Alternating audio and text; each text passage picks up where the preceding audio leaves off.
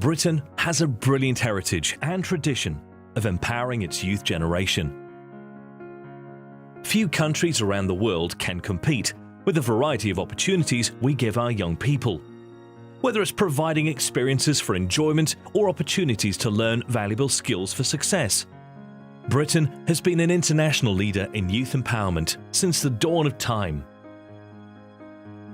Literally thousands of amazing organisations have been created throughout history with the sole purpose of helping young people experience a better life.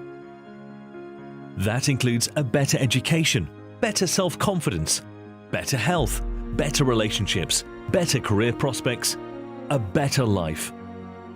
Many people are aware of the opportunities that have existed for young people over the years, and they join in the fun. Others are oblivious and think there's nothing to do. We're about to reveal the top 10 youth empowerment youth organisations in Britain that have been created since the Industrial Revolution. There's a wide range of exciting activities on show. Let's see how many of them that you're aware of, and more importantly, let's see how many you've joined in. The obvious place to start is our incredible education system. Schools have been free for everyone in Britain since 1880, when the Elementary Education Act came into law. Today, students receive roughly £100,000 of valuable learning each before their 18th birthday. That's more than a whopping £80 billion spent every year on helping every child get a good start in life. My name is Mr. Sutton, and I'm Chief Executive Officer at Maltby Learning Trust. The education system is an interesting place to work and learn within the UK. Compulsory education system runs from early years foundation stage through to GCSEs, which take place at age 16 at Key Stage 4. Education constantly changes. We're constantly learning in terms of providing greater opportunities for young people, building on strengths over time. I think if we think back to education as was, it was certainly 20 years ago, it was quite staid, quite set, quite limiting in terms of the opportunities it presents. I think you could best describe it as a one-size-fits-all.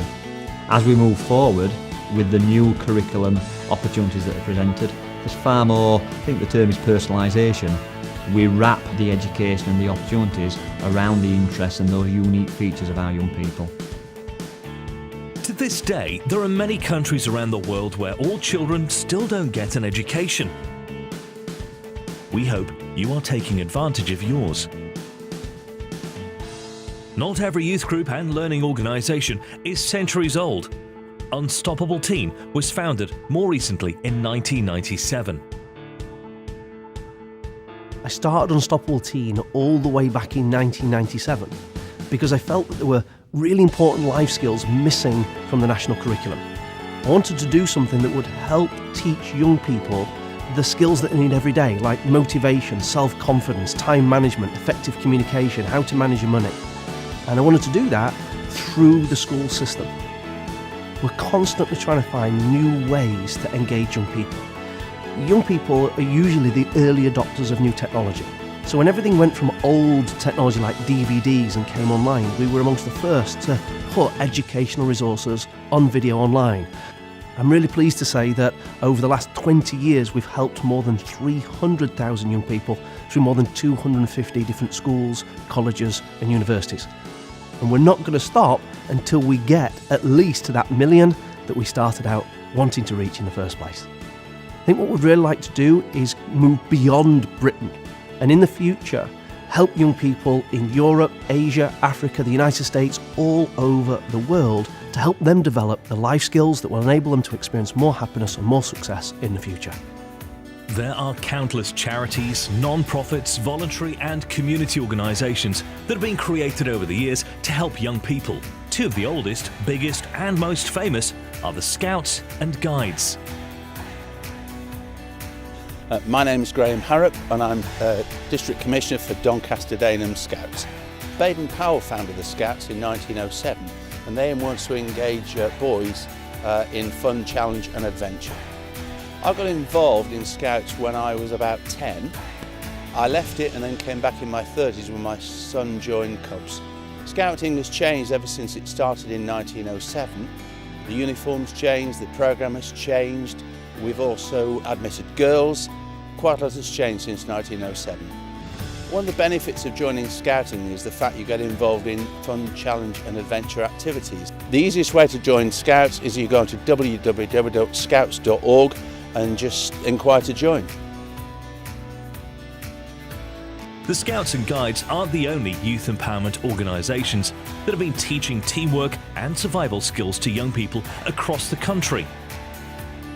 Our military cadets, including the Air Cadets, Army Cadets and Sea Cadets, have also been facilitating world-class training and exciting youth experiences for decades. I am Flight Lieutenant Andrew Archer in Royal Air Force Volunteer Reserve Training. I am the Commanding Officer of 2008 Baltry Squadron Air Cadet. The Royal Air Force Cadets were formed in 1941. They're a youth organisation for 12 to 20-year-olds, and it's an organisation that's ideal for the development of youngsters. The Air Cadets offers a huge range of activities, from flying, gliding, shooting, which form the backbone of the activities on offer. But also we offer Duke of Edinburgh awards, bronze, silver and gold level. Any sport you could possibly think of do have specific badges for things like swimming, if cadets want to represent the squadron or the wing in football, netball, etc. There's all those opportunities available. The Air Cadets is dead easy to get involved. We are all over social media, so Facebook, Twitter.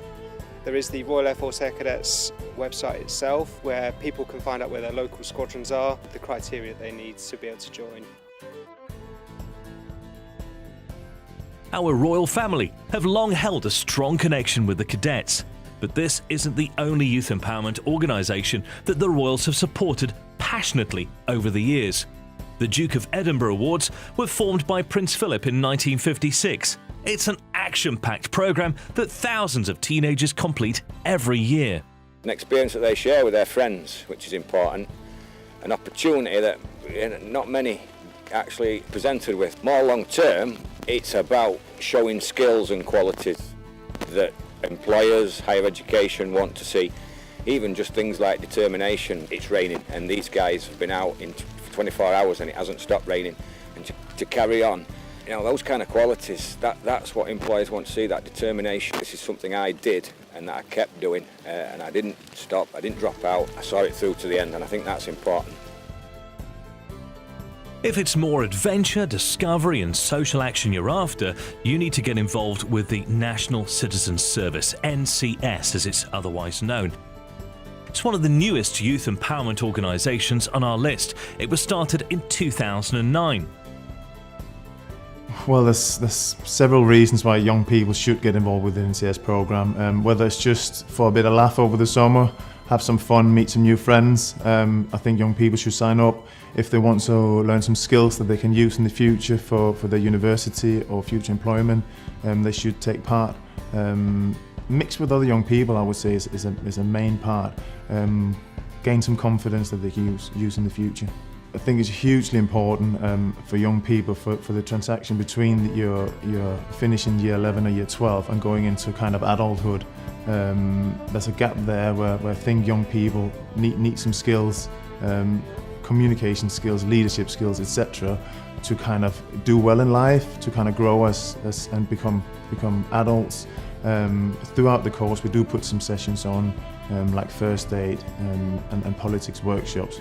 We'll actually give the young people some qualifications that they can use in the future. Britain has a rich history of being a global leader in business and enterprise. So it's no surprise that many organisations have been set up across the country to help young people strengthen their career skills and even start their own business.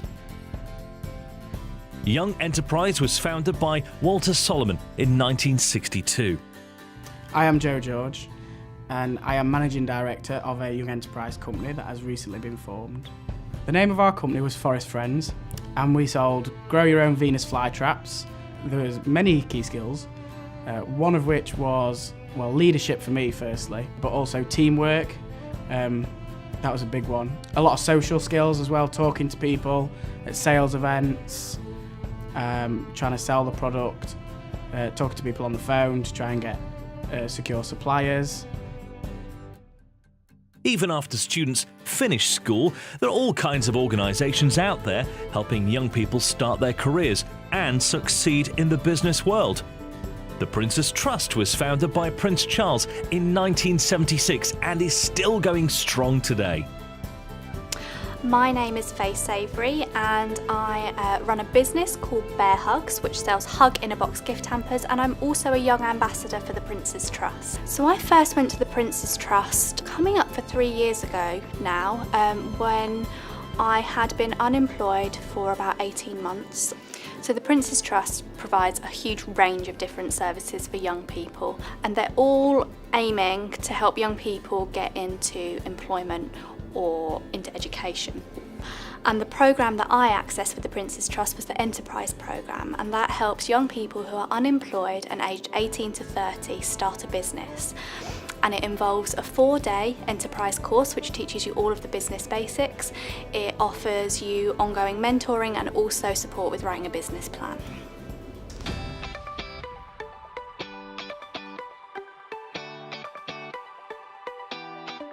There are two massive categories of youth empowerment organisations that we haven't shone the spotlight on yet. Indeed, these are the most popular pastimes amongst young people today. Can you guess what they are? Sports and the arts.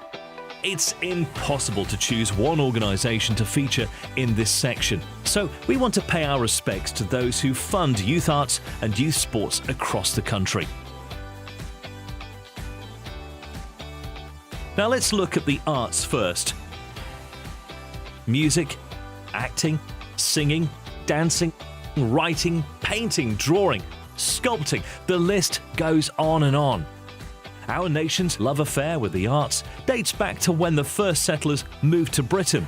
So it's no surprise that thousands of organisations have been created over the years to help young people enjoy and master the arts.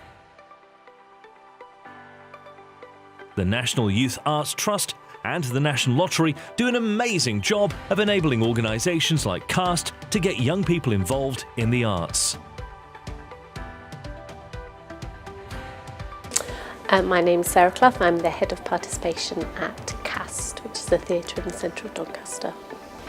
So the arts offer all sorts of really exciting opportunities for young people. They can offer really interesting experiences, the chance to learn new things, experience new things, meet new people. The arts open lots of doors to young people. Just showing them a new art form and just showing them a way to just play and express. I just think that's so important because it doesn't really happen much. I think just to be creative in a space and not having to worry about that brings out really important things in people. Since it started in 1994, the National Lottery now raises over £30 million every week for good causes, including youth participation in sport. Along with Sport England, these funding juggernauts have contributed billions to youth sports over the years. You've probably benefited from their investment without even knowing it.